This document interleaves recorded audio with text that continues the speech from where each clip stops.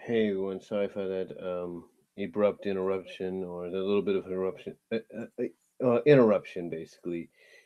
My mom just got back home. She had dental finals, and she went and got Kentucky Fried Chicken for me and her. And what happened?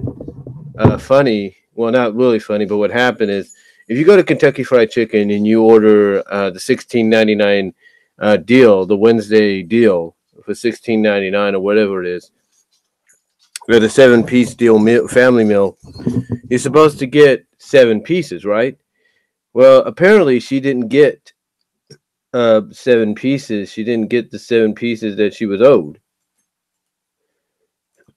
No, she didn't get those. As a matter of fact, what happened was Kentucky Fried Chicken ended up giving her less than what she had paid for, so she had to call them up, and she went back there to go get the pieces that she was owed. Yeah, go figure, right?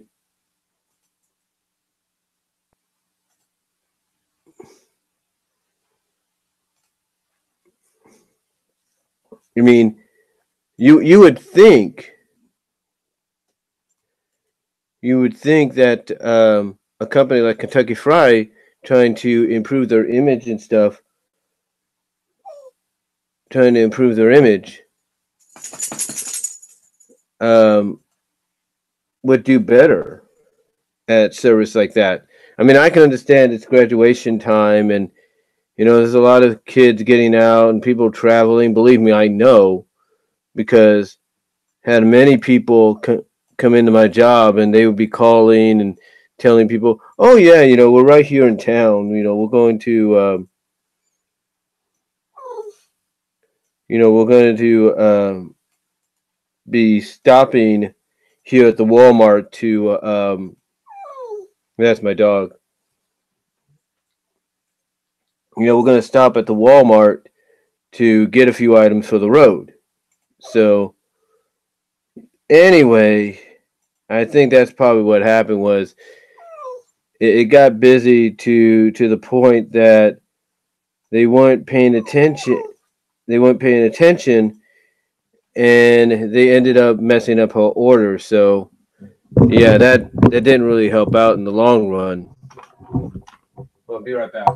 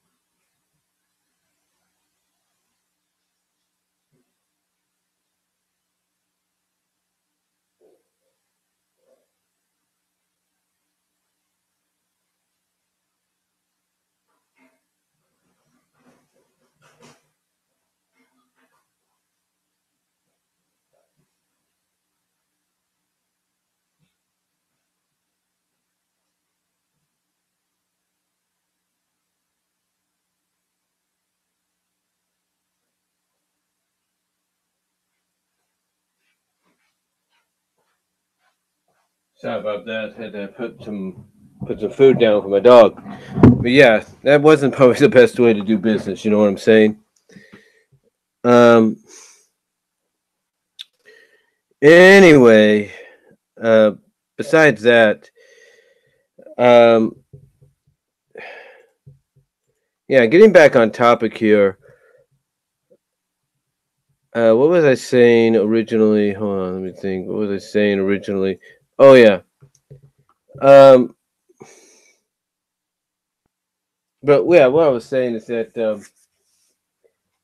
I basically got a lot of the items there. But what I wanted to get to is kind of talk about, oh yeah, the episode this past weekend. Um,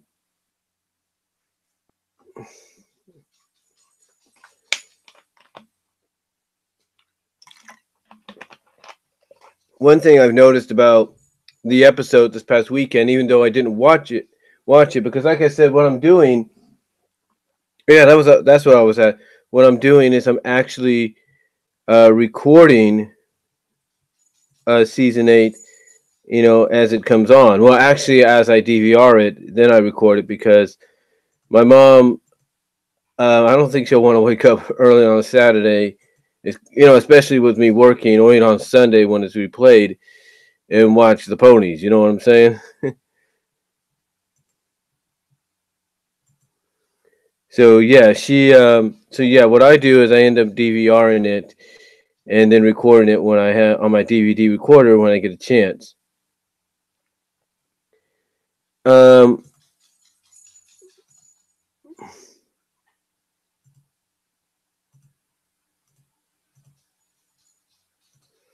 but yeah, I am literally at 1 hour and 80 minutes. So by next week, by this Saturday, after I DVR Molt down and then probably get it onto DVD this weekend, hopefully, um, I will be up to 50 minutes remaining. 50 minutes remaining uh, to use on the thing on the disc. So I think it'll be just enough. I think maybe I'm not really sure. I think it might just be enough. I'm excuse me. Might have to minus a commercial here and there just to even it out. You know what I'm saying? Just kind of do that, see what happens.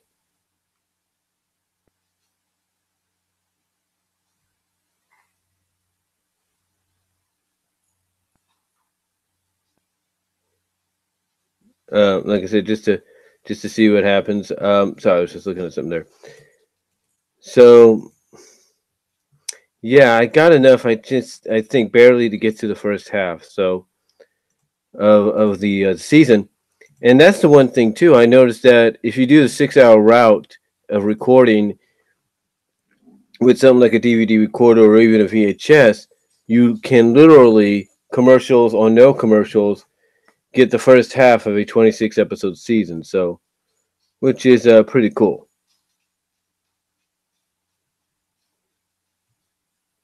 It's pretty cool. Pretty cool.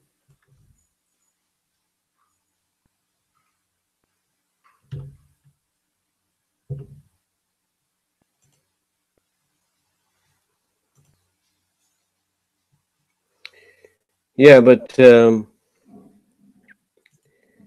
yeah, talking about this episode though, it's actually became it actually became one of the favorites this year for season 8 because let's be honest, season 8, if you listen to a lot of people, listen to like Dr. Wolf to Dr. Wolf, if you listen to uh, I would assume Josh Scorcher maybe, Map Anthropony, if you will, and several others, they would say that this season has kind of been basically split down the middle, uh, from what they can tell, because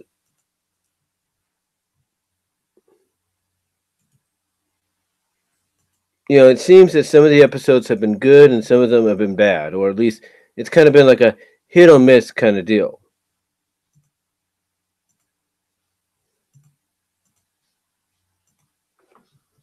It's kind of been hit or miss, if you will.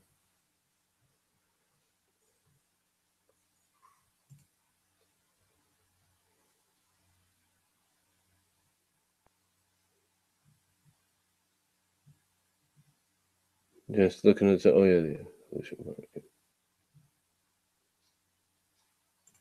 But yeah, it's kind of been like hit or miss in a way. It's kind of been like hit or miss. So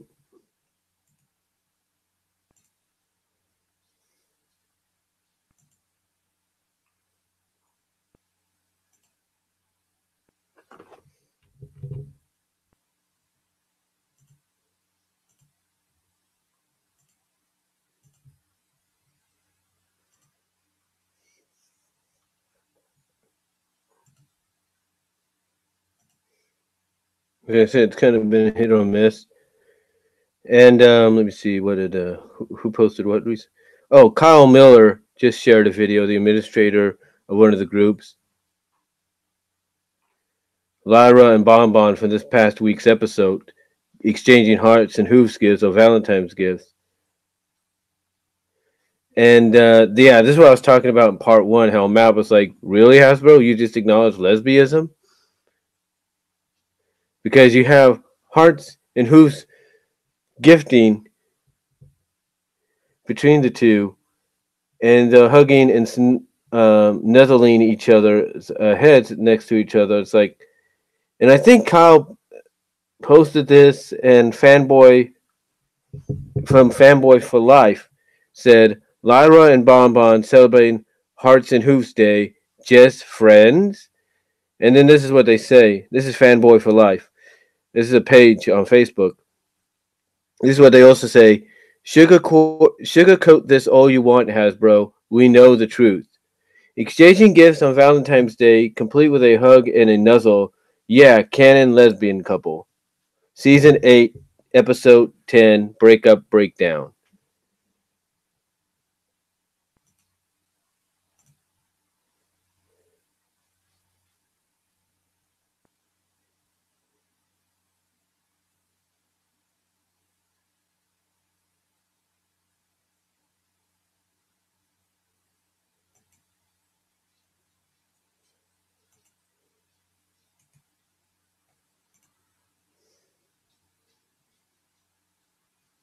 But yeah.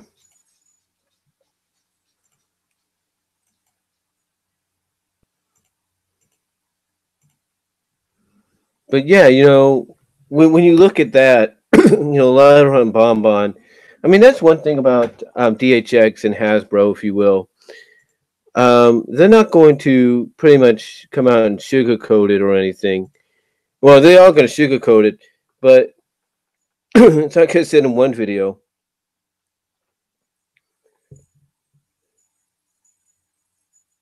It's like I said in one video. Um, well, it's like I said in a video that I did. Basically, when you think about it,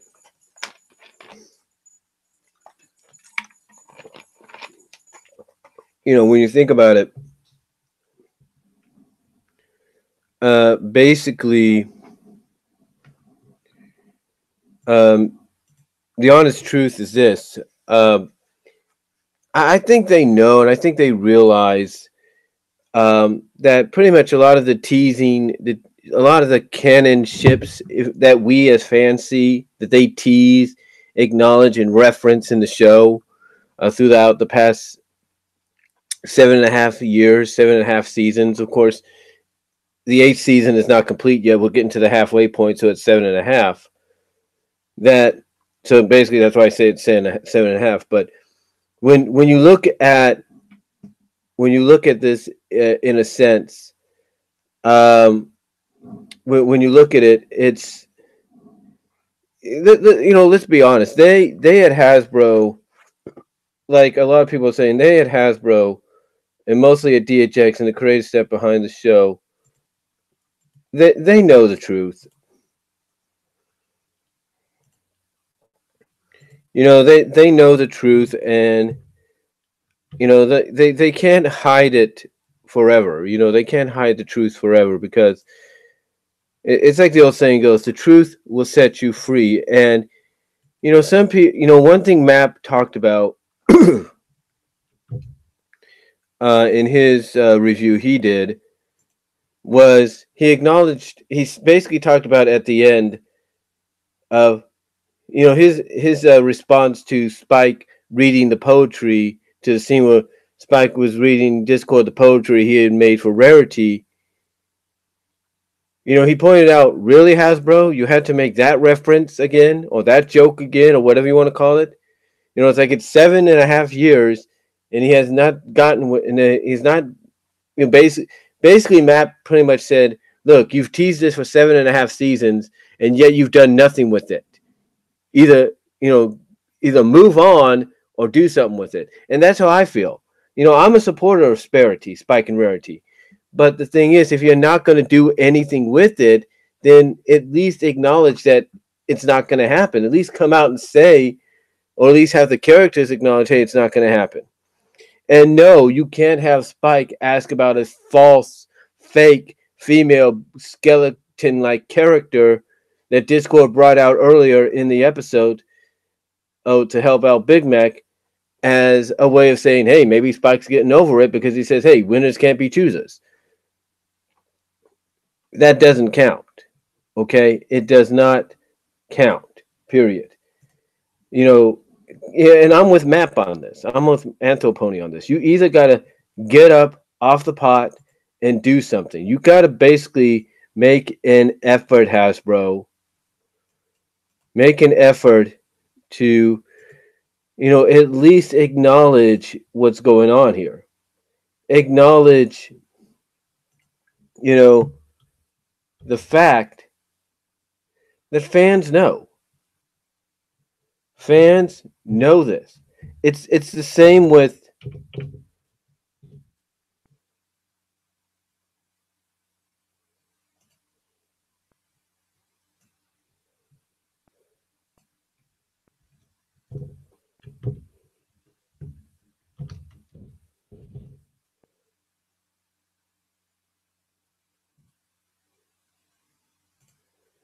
you know, it's the same with Spike and it's the same with Lyra and Bonbon that I just talked about, and I mentioned in the other video.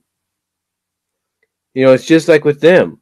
You can't keep ignoring the fact that fans know. Fans see through your sugarcoating this. They see through your attempts to hide the truth. I mean, pretty much, you did a short focused on them and Equestria Girls, and pretty much that short ended with them hugging in a big old heart circle around, with a big old heart, what's the word? Iris around them, or fade out iris on them.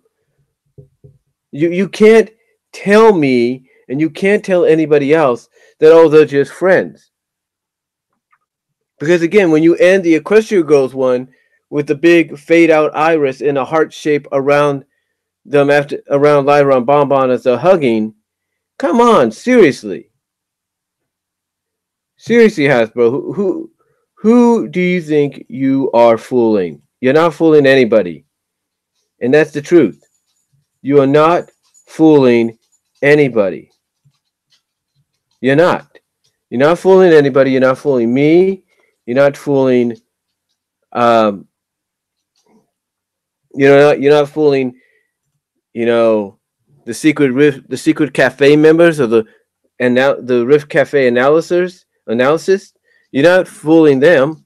You're not fooling, you know, the cast, or the cast and you're not fooling the voice actors or actresses that voice the characters. You're not fooling even the pop culture media that's basically embraced MLP-FIM as part of pop culture history, because they see the truth. And that's one thing Hasbro has to wake up and realize, hey, we can't sugarcoat this anymore. And if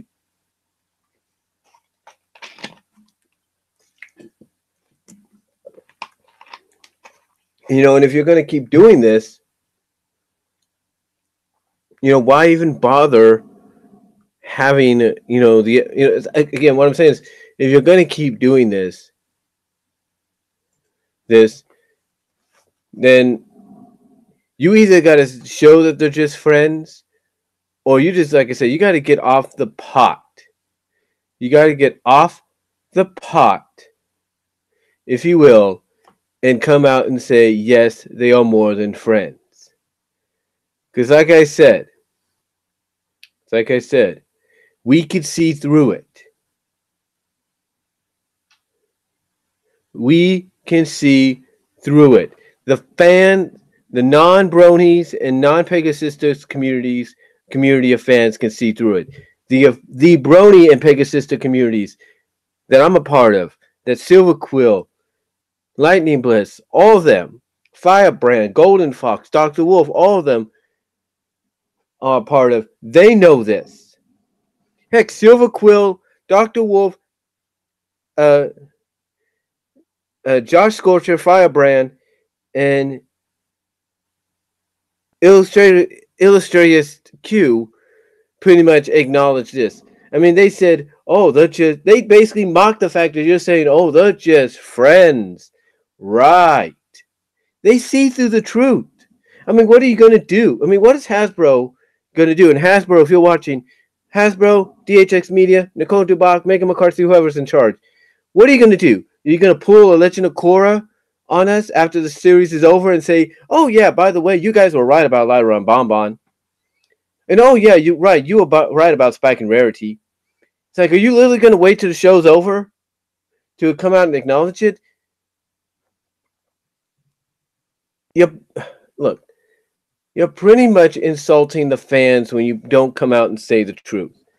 If you don't come out and tell the truth of what's really going on, or what's really happening, then don't acknowledge it. Don't tease it. Don't show it.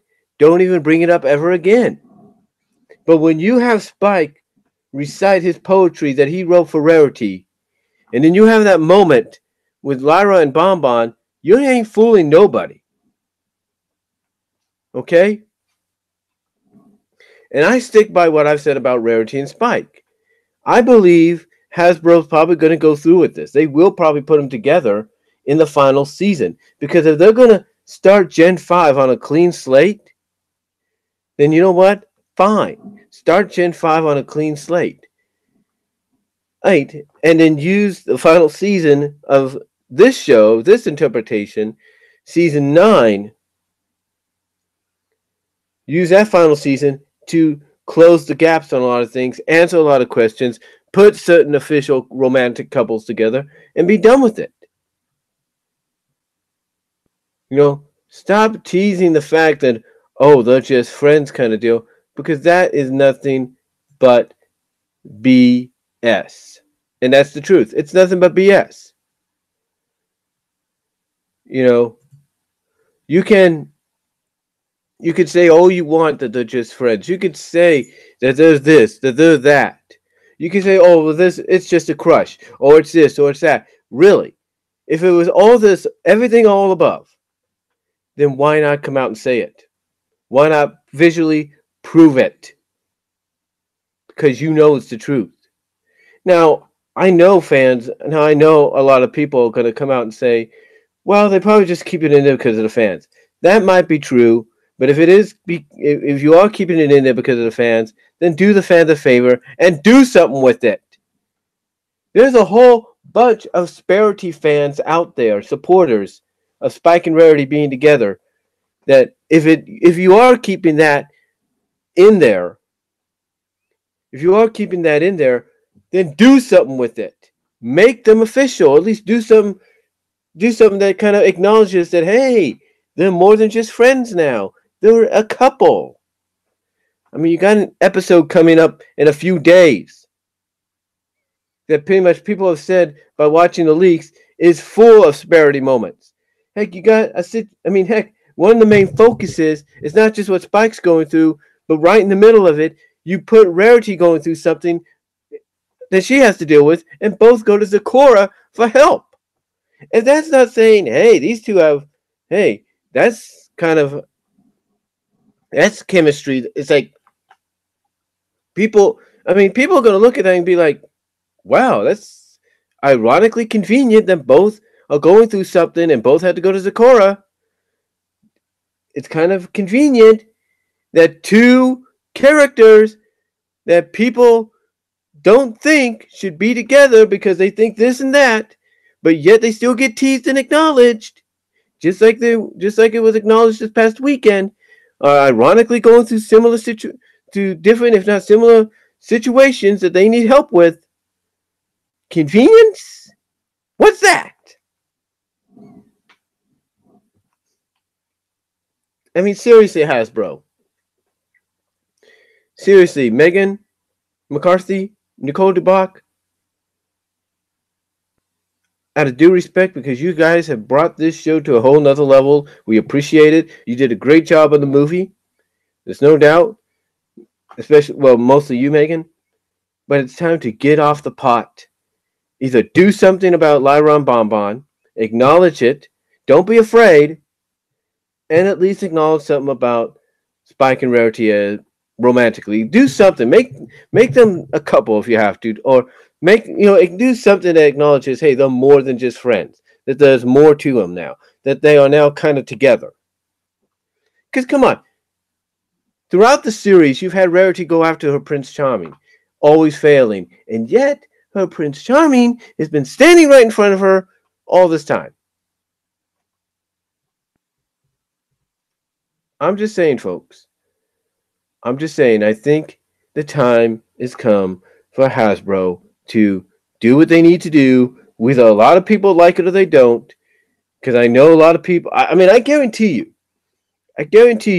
Hasbro goes the direct. If the creative staff at DHX goes in this direction and puts Rarity and Spike together in the final season, which potentially could be next year, yeah, there will be fans that will lose it. There will be fans that will. Again, there will be fans that will lose it. There will be fans that will backlash. There's no doubt. But what's gonna but despite that, what's gonna outnumber that, what's gonna overturn that is the amount of longtime fans that even though they may not totally agree with it, will basically, to quote what Wolverine said in Wolverine in X-Men Evolution, it's about time. Or if you want to put some colorfulness to it, it's about damn time. I'm just saying, folks. Just saying. But yeah, I've ranted on that a lot. But the thing is, I still believe it's going to happen. I think anybody, pretty much, whether they want to admit it or not, knows something's going to come about that's going to at least acknowledge that Spike and Rarity are an item before the series is over. I guarantee that. And speaking of season 9, it's like, we're getting what a lot of fans were hoping as a villain. You're getting Gorgar as either the villain throughout the series, throughout the final season, or at least the villain at the end. And all I can say is this guy better live up to what people are hoping. Because if he was a BA of a villain back in G1, they got to up the ante with him here. They got to do what they did with Turek and up it by at least 20, maybe 100 with this guy. Because this guy, if he's what they say he could be, this guy could really change a lot, change the landscape of the show, of the series, of the season, of the characters for a while. Because here's what I'm thinking. I always stick by I'm also I'm basically someone that feels that if you want to keep your current fan base, adults, kids, whatever, you want to keep them around for the new generation, then I think what you need to do is end the series on a cliffhanger. Do a whiteout, do something that causes things to get softly retconned and rebooted, and then comes Generation 5, you have the first episode begin with a white fade in after the events of Gen 4 end with a white fade out. And then you have all the characters still standing there, but then you have them notice that, wait a minute, we've changed species. We've changed races. And then they notice that things are different around Equestria, like certain lands are now planet size or whatever. And then you could use Generation 5 as you can use the story arc in Gen 5 as a way for them to try to restore things. And you could take Gorgar, who would be your primary villain in Season 9, mostly at the end of Season 9, and use him as your primary villain going into Gen 5, even though there are rumors and depictions of another villain, sort of a self-centered villain, being one of the centerpieces of antagonists they got to face.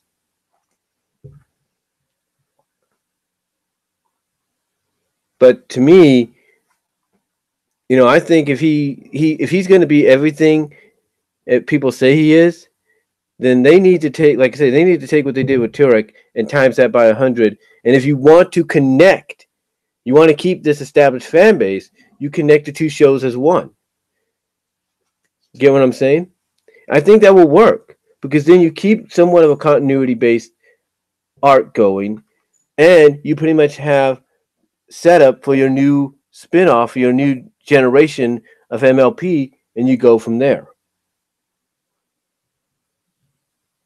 Because you can't tell me that there are people that are a little skeptical about wanting to see this series, but wanting to see Gen 5, especially after seeing a lot of the random designs that are out there. You know what I'm saying?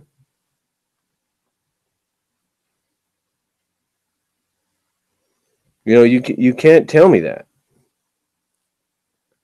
You can't tell me that there are people that are worried that this is not going to be to the liking. I mean, you think people don't like what's going on with Thundercats and this Thundercats Roar deal? Imagine how they'll react if they see the first teaser trailer or first teaser trailer with animation of Gen 5, and it basically looks like nothing they've ever seen before, and it's nothing like what they're seeing now. Do you seriously want to have another Gen 3 or Gen 3.5 on your hands? I don't think so. I really don't think you want that. So hopefully, they will do something that's going to get people's attention and get them to stay around and watch this and give Gen 5 a chance. And I think the best way is if you're going to play up Gorgar as this badass villain, excuse my language, God, he needs to be the kind that's capable of doing something like rebooting or retconning the world in his image or doing something like that.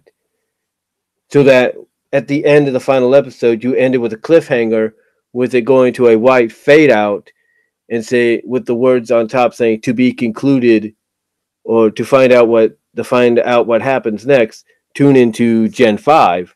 And then by doing something like that, you have people's eyes on Gen 5 because then they'll have a reason to watch it. And then you start the first episode, Gen 5, with a white fade in, and then you have the character, the main 6, still be around, maybe the main 7, and they notice that some of them, maybe with the exception of Starlight, if she's there, that they've changed, that they're different races now, that Fluttershy is now the unicorn, Pinky's a Pegasus, Twilight's an Earth Pony, Applejack's got a new design somewhat, a new look somewhat, maybe even a new voice according to rumors. So I think that basically is what they could do to really keep people to get people's eyes, get the overall fan base's eyes on Gen 5 and keep that connection going. I mean, heck, I've used this before. I've used this example before, and I'll use it again. When Beast Wars ended, you thought that was it, but yet it wasn't, because Beast Machines showed that something occurred that caused everything to get softly retconned and rebooted to favor Megatron when they got back to Cybertron. So if it works there, it could work here. Despite whether you agree with that or you don't. So, but yeah, I'm just started to come on here, ironically now in 2 parts, and just sit back, kick back, relax, chillax, if you will, and just talk about the news that came out of the Licensing Expo this week so far for MLP in Las Vegas, as well as just talk about and discuss MLP overall and what's been going on and what I feel should happen and stuff like that, as well as the whole shipping deals and like Sparity, Rarity Spike, Big Mac Sugar Bell, and stuff like that. So let me know what you guys think, though. Let me know what you guys think down below. Thank you all for tuning in live to both live react to live videos. I apologize again for the interruption on the last one. Let me know what you all think. Respond down below if you like. Thank you all for watching live. Thank you all for watching post live. after it's been uploaded. And I will talk to y'all later. God bless. Take care. I am out.